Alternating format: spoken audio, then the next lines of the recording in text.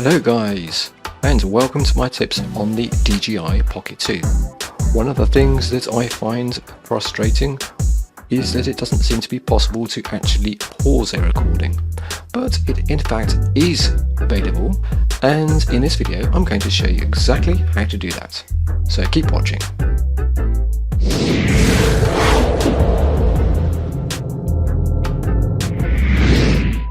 Alright, so how do you pause a recording on the DJI Pocket 2? Okay, so first of all, obviously you just start recording, and then you just need to press and hold the record button down for a couple of seconds, and then you will see in the screen it has a symbol with a stop and a play button, and that indicates that the Pocket 2 is in pause mode. To resume the recording, just press that button and off it goes, recording once more.